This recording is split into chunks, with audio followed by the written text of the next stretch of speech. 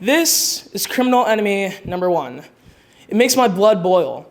It's the worst mental disease and is truly, truly horrible. Introducing racism. But y'all knew each other already. The most despised toxic substance ever, even mercury, combined with the purest form of radiation, couldn't compete.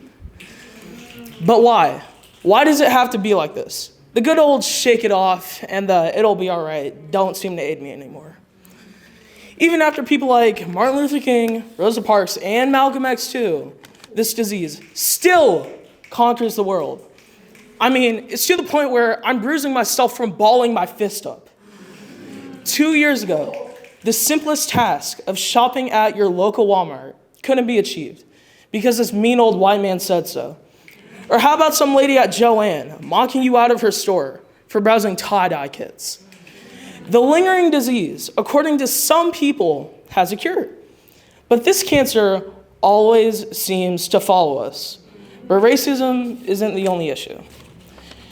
5 years ago, January 18th, 2020, we were rewarded with 2 weeks off of school. Well, 2 turned to 3, 3 turned to 4, 4 turned into a month. A month turned to fear.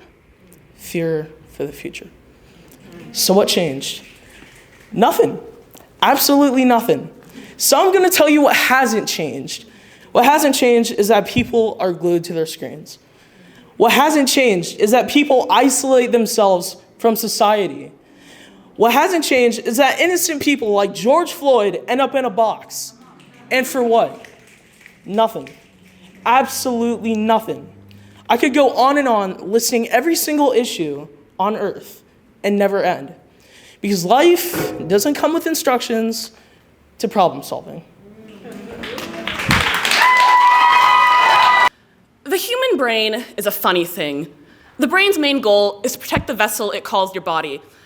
It controls all that's inside of you like a perfect little machine that roots out any error.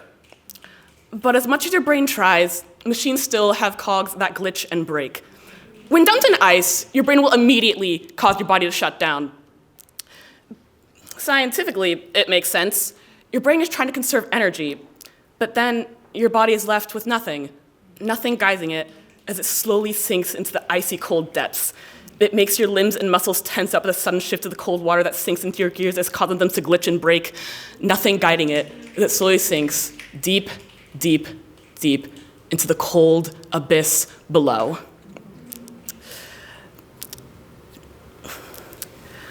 Your brain wants to protect you. You're in danger.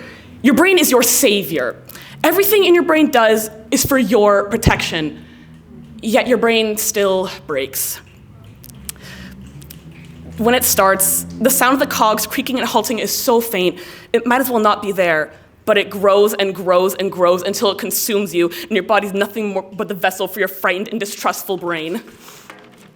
You can't trust anyone. Everyone around you will hurt you. Your friends will leave you, and your family hates you. So you hate them back. The world is cruel, so be cruel back. Don't trust anyone. Trust me. I am your brain.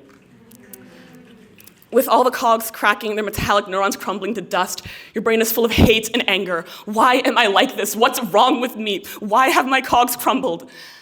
And with no one to turn to, your brain turns to you. Somehow, this is your fault. You are worthless. You are a failure. You are broken.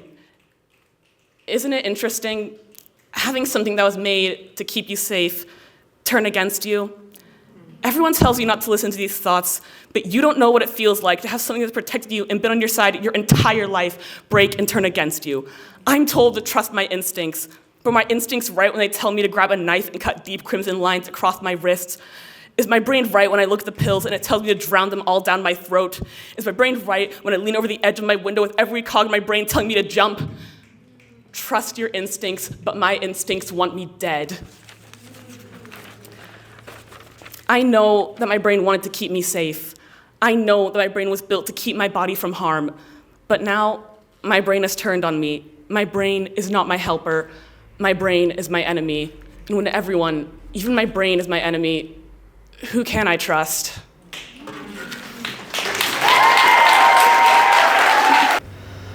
Mine is the livelihood that swallows whole, that consumes, not in the way of Charybdis, my sister, blood born through blood, but in the way of a goddess, or rather a monster. And in this story, you are my Frankenstein, the wicked Prometheus, not some righteous Christian god forming me in your image.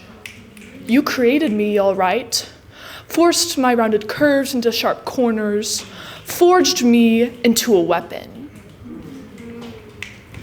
See me, look into my eyes, all 12 of them.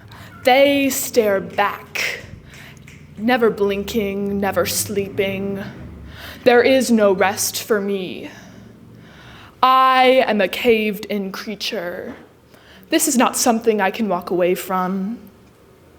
I have no need for my 12 feet, my 6 heads, my 6 necks, my 3 rows of teeth. Each tooth is a silver bullet with your name carved into it. I am no longer content for my body to be a thing with paper-thin wings, a gentle touch for you to consume. My beauty is your bleeding heart, putrid and decomposing, that I will tear from your still bleeding chest, like every man I have eviscerated, like you are no better than them, like every feast. I refuse to become another Gorgo, another nameless creature, an object of a lesson. I would rather be a Medusa, a woman, a cautionary tale, a woman, a beauty that kills, a woman, a witch. This is a pyre I would gladly tie myself to. How do I spell a broken heart? Not fractured by love, but torn apart by lust and greed. What combination of letters can I enact to explain to you how you have taken away my humanity and worse, my womanhood? What song can I sing but a dirge? I'm sure you would be glad to see me self-cannibalize, to turn my claws inward, for my 3rd head to strike my 6th. You will have to wait, though, until every drop of the sea is born in a massive act of evaporation. I will wait until you lie at my feet, gulping like a speared fish, and I will deny you the nature you have assaulted me with by not consuming you, and I will bare my teeth in a way that might make a girl seem desirable, but horrifies in a monster like me. And this will be my favorite death. Not an act of attrition, nor some manifestation of revenge where I am the weapon, but a divine verdict in which I bear witness to your judgment. I met my younger self at a bookstore one day. She was strolling through the mystery section as I emerged from the fantasy one. She held a thin book in her hand as I struggled to organize the 4 in my arms. Her dark blue gaze locked on mine, and we stood staring at one another for a while. Her eyes held a raging sea of uncontrolled emotion, and mine were clear as I have learned to lie within the waves. She pulled on her sleeves, and the sight tugged on the strings in my heart. I offered to talk over coffee, but we both know deep down neither of us really enjoyed the bitter taste, and the thick aroma gives us headaches, so instead we took my car down the highway. The same genre of music flowed through the stereo. She stared at me in awe as I drove through the busy streets with ease, and I told her the freedoms that came with the license. Though I didn't mention the scratches on the new red paint we made on our Sweet 16. She was quiet. And it didn't take me by surprise. I told her she could ask me whatever she wants, and her only question was, does it get better? I didn't know what to say. I felt anything could rip at her already fraying seams, so I told her gently, it doesn't get better, but easier. I told her that so much happens, letting her discover the new about herself. Her smiles would come easier and hold less weight. I told her she'll find joy in other simpler things like spitting words on a page, watching the sun fall under the horizon with grace, or a cool breeze tickling her nose. I told her that time goes by fast. In a blink of an eye, she'll be a sophomore in high school, and despite how hard it feels now, the tough decisions she chooses make up the bones of who I am today. I told her that Even though she longs for a set of strong arms around her, a silly boy not seeing her worth, a silly boy not reciprocating her feelings, a silly boy not going out of his way for her isn't worth it. She should never settle for less. I told her she will gain people, and they'll take advantage of her, tugging her in so many different directions, leaving deep gouges in her arms. As they leave her behind to wrap her wounds, she will learn important lessons so she might not notice them until she's staring them straight in the eyes. I told her that she will find that. I told her that looking in the mirror doesn't make her stomach churn as much as it did before, that she will find comfort in her own body, not let anyone else's words burn her skin, distinguishing the fire before it can even touch her. I told her a bleeding heart is okay, but as only she doesn't let it stain her hands red, that feeling harder and deeper than those around her isn't a curse, but only she doesn't let her consume her until she explodes. But eventually inhaling crisp, fresh air, filling her lungs and expanding against her ribs becomes breathing to live and not to survive. I say it all to watch a flicker of hope, to see a single ray of sunlight shine in the clouds in her stormy blue eyes. We pull outside her house with the crumbling foundation and cracks running up the walls, but mine feels a little more like home now.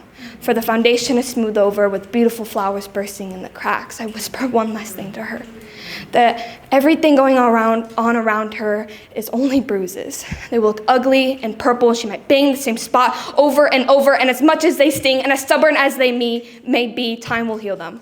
For they are not tattoos, only bruises.